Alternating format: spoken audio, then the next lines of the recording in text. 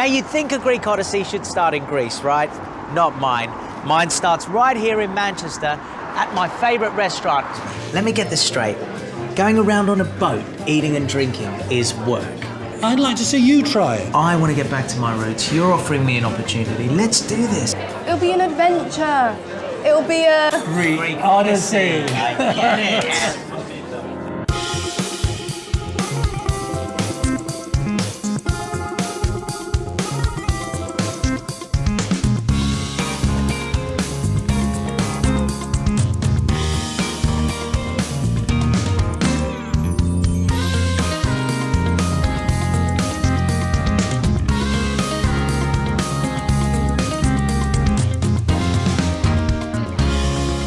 In our last episode, we travelled to Chione on the island of Ithaca, where the unmistakable entrance to the bay is marked by 3 ancient windmills, almost as old as Dimitri. We looked at the history of the island. This is where Odysseus stopped in for a pint with Homer at the start of his Odyssey, a bit like us really. Dimitri came up for air from a sulphur pit, and Charlotte went downhill all the way, but managed to find us some brilliant restaurants to cook the meals for our taste-off. While I went off to help make a romantic gift for my wife. I've never learnt something like this, and I'm getting to learn it on one of the Greek islands. Well, you got to, don't you? Happy wife, happy life. It's traditional, very traditional. Absolutely. Dimitri and I got a draw in the taste-off with a point each for my fish dish and his onion pie, although just between you and me, I reckon I should have definitely won. That makes the overall score so far at 3-1 for Dimitri. Whatever. Still plenty of time to overtake him, and I will. I'll let him bask in his glory for a while. And the station announcer came over the tannoy saying, "The train now arriving at platform 5, 6 and 7 is coming in sideways." All right, don't laugh. See if I care.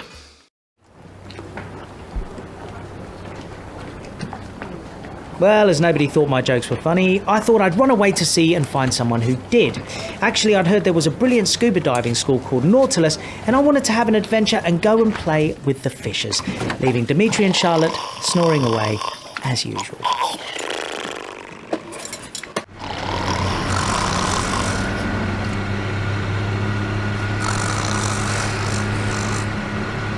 I don't snore. I woke up as fresh as a daisy, just about to go off on my morning 10k jog, when I espied a note discreetly stuck onto the microwave. Not that I use a microwave, of course. Have gone to find adventure. See you there in Vliho.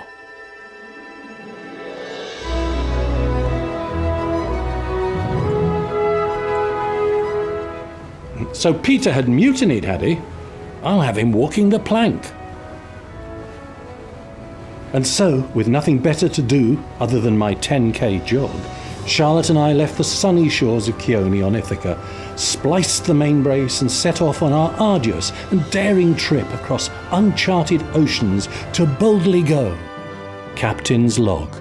Peter, in Stolen Rib, heads east, then west, then finally gets his bearing and sails north by northwest to Vasiliki for his diving adventure, whilst we on Menai Lady head north to Vliho Bay on Lefkada, though on the way we decide to make a small detour to look at the incredible Papa Nicholas cave. It took us just a couple of hours to get there, during which Charlotte worked hard on her tan. The cave is one of the largest in Greece, but the waters around it are treacherous with shallows and hidden rocks. I sent Charlotte onto the bow to check out the bottom for rocks. Rocks to port. Off speed, reverse engines.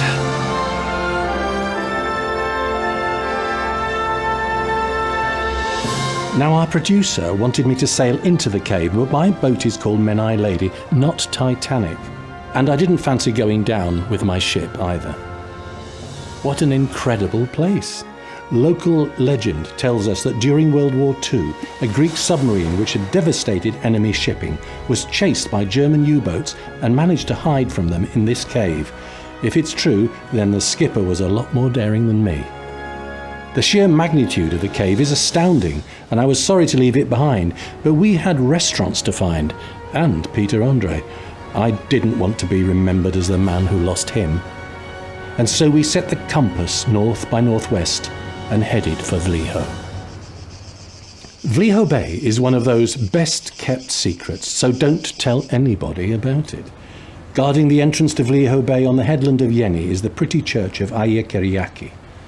Legend has it that in the small cave to the left of the church, an icon was found by a fisherman who took it back to his village and gave it to the priest. The next day, the icon had disappeared and was found again in the cave. This happened many times, and so it was decided to build a church next to the cave and keep the icon there.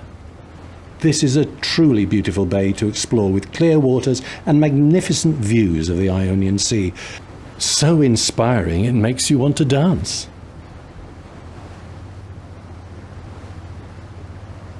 Along the seafront is the famous Vliho Yacht Club and a number of small restaurants, simply an ideal place to moor up while we waited for Peter to arrive from whatever adventure he was up to this time.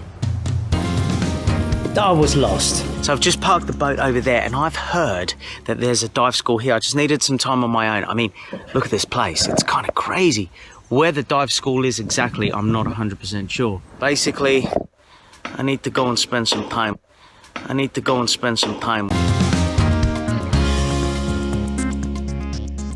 Meanwhile, back at the yacht club, Dimitri's discovered a bit of an issue with the local flora and fauna. Now get your mouth round this one. Rhynchiferus ferruginous. Not a Greek sea captain. It's the red palm weevil. This is the result. It's 2 to 5 centimetres long, rusty red in colour, and it drills, for some reason, into the tops of palm trees all over the world. But here in the Med, it's been devastating. This is the result. Believe it or not, in some countries, this beetle is a delicacy. When eaten raw, it tastes creamy, and when cooked, it's like bacon. In California, they've eradicated the problem because they caught it early enough. But that didn't happen here, sadly.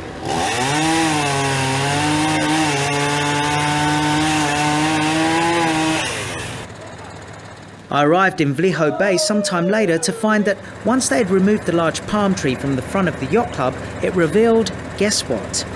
Yes, Dimitri nursing what I strongly suspect was not his first white wine of the day. You know, Peter, I'm quite worried. Why? You've not been doing so well on this trip, have you? Yes, I appreciate it, but technically, it's been the chefs that have been doing the cooking. We've just been choosing, so... Yeah, I don't know. It's the restaurateur's eye. I know what sells, you know. Look, I was thinking earlier, actually, that I cook. I don't know if you know that I actually cook. I have heard. Yeah, and I'm good. Let me cook something for you. Let's do something completely different. I'll cook for you, you cook for me, and we'll get someone completely independent to judge it. No chefs. Charlotte. Charlotte, exactly. And she can do the shopping. Of course I could. Actually, I thought the idea of my 2 boys doing the cooking for me was a brilliant idea. But first, I had to go find the ingredients. Not so easy when you don't speak Greek. What's the word for courgette? Or smoked ham for that matter? Then it's off to the butcher. Vegans, look away. This is for Pete's dish. Wonder what he'll be cooking.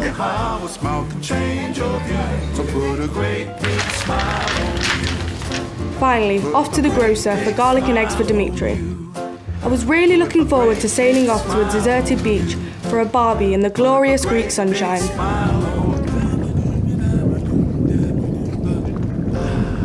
Did Charlotte say sunshine? It seemed like the storm, which had been threatening for days, had finally arrived. Never mind. After all, this is Greece. It won't last.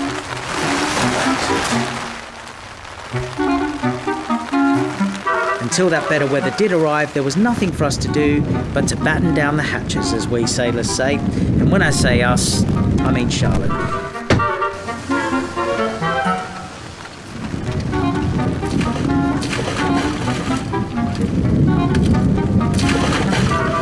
Dimitri and I had important plans to make over in the yacht club, where we were drowning our sorrows.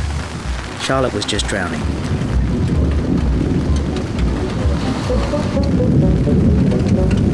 One thing was certain though, having done all the shopping, she was not going to let a little rain stand in the way of our beach barbecue. So, somewhat reluctantly, she forced us back on board and we set sail in search of a deserted beach. So this was the plan.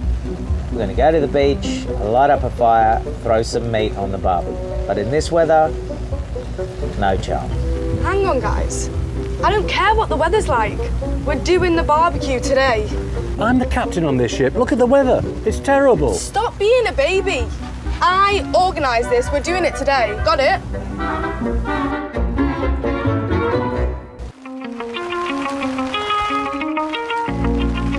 Hang on, did she just call us babies? Next she'll be kill-hauling and flogging us. I was thinking the whole thing was madness when I was forced into the tender. And leaving the relative safety of Menai Lady, we headed for land. In seconds, we were drenched to the skin. Now, I might not have paid much attention in the Boy Scouts, probably because I never went to Boy Scouts, but within the space of a few minutes, I did manage to create a makeshift tent. Whilst Dimitri went off to collect some dry firewood. Maybe not so dry. I also managed to rescue our damsel in distress who got herself stuck on a rock. Dimitri carried on searching for dry wood. To be honest, I think he'd lost the plot.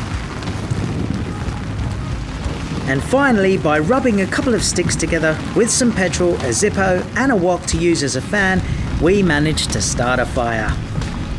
Not so much for cooking, more to warm ourselves up.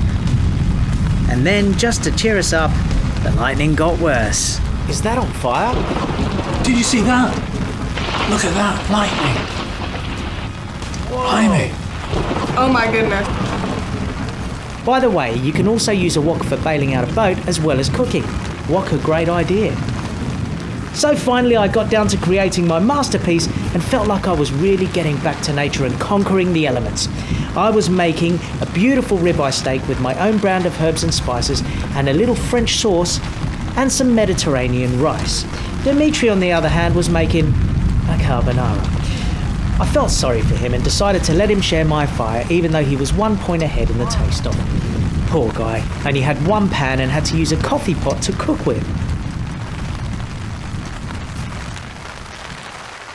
I think Charlotte was really looking forward to my cooking. Right, this is spaghetti number 3. It's very, very thin, takes 5 minutes to boil. And I've mixed it with bacon that I've fried with garlic, oregano, and a little bit of wine.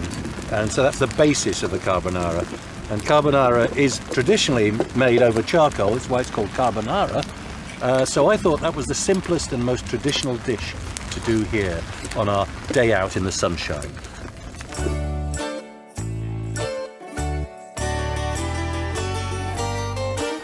My sauce was nearly ready, though I did manage to throw some of it away, and then it was time for the pièce de résistance, the special bit. Yeah, this is what we do in Australia, mate. Look at that. Beautiful. Blimey, O'Reilly. Oh, yeah. You sure that's going to cook? Yeah, I wouldn't have found a whole cow for this one. Can I borrow some of your salt and pepper, buddy? Of course, can. Thank you very much. You can never have enough seasoning. I don't agree with chicken seasoning for chicken, lamb seasoning. Throw it all in, it doesn't matter. Throw in salt, throw in pepper, any herbs you want. Whatever you got, throw it in. Beautiful. This will be great.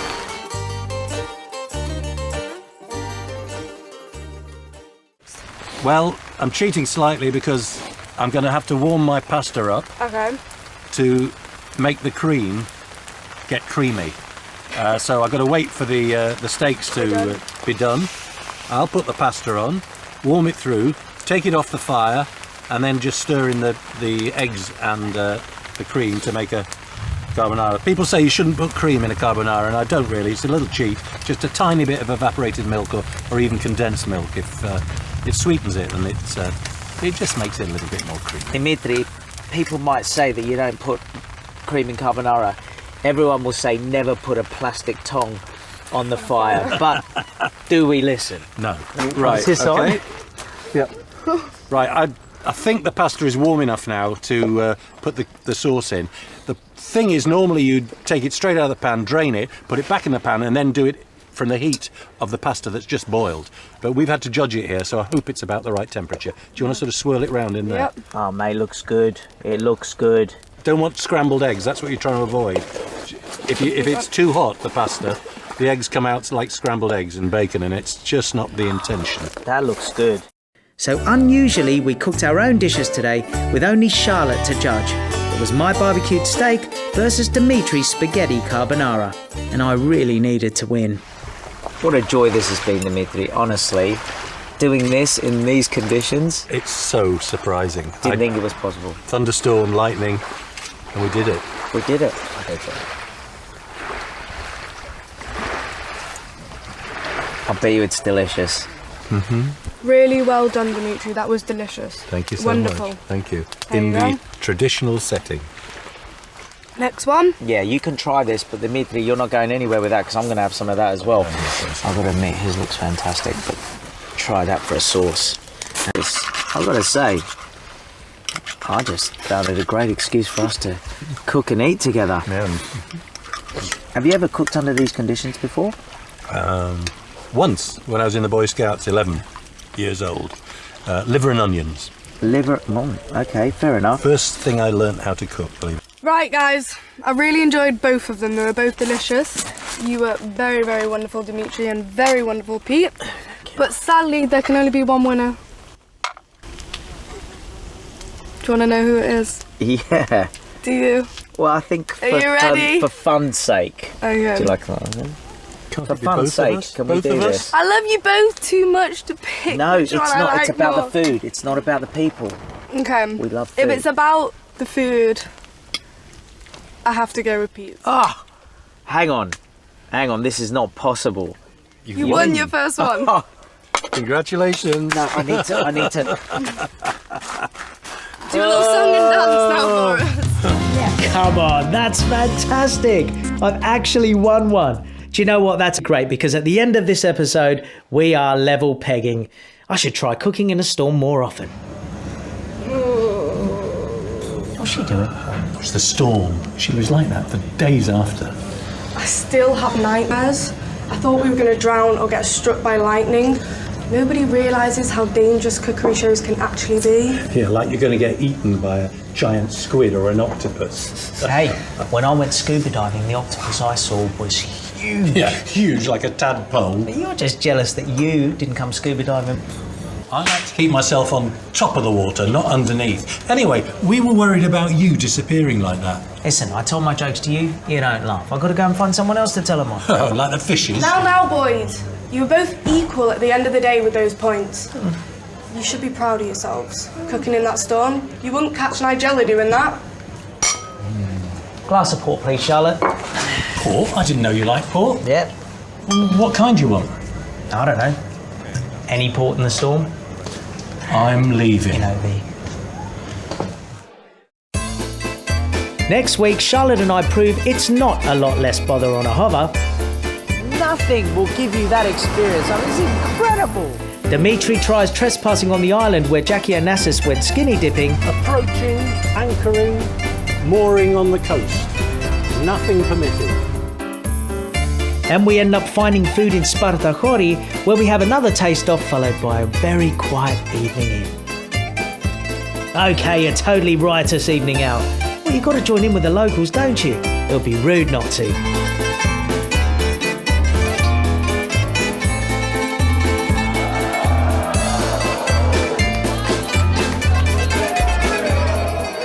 It seems our stormy experience in Vliho wasn't an isolated one, as Rory, owner of the yacht club, can testify.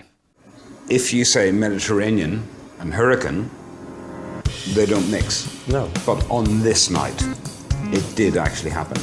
And we had 100 knots of wind Goodness me. come through this beautiful, very protected bay. Yeah. And of course, it created mayhem. The guys involved were on their boat. 1 minute they're standing there, gin and tonics. Next minute they get up, start the engine, motor towards the anchor as they should do, and then their world is upside down.